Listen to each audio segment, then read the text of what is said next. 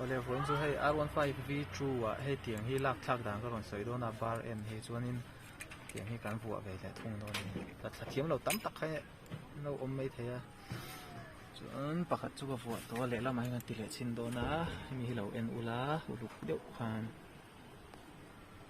ta huanin hei he tilai a he tilai a mor tiang hi ron lor hi om thina hei hi tiani pot wakanga pot chuak wakanga chuan screwdriver in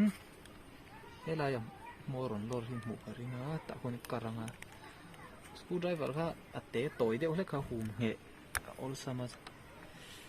man kha tha ka ti zo lamai ko khani kar chuak ngai pot zel do ni ti khan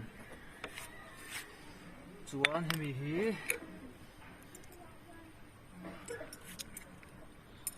heti hian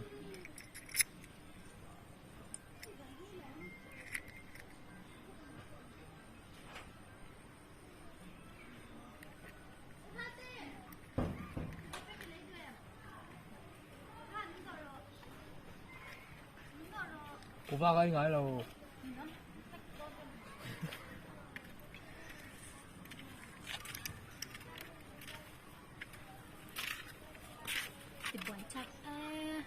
thì buổi lâu mấy rồi chắc em mấy à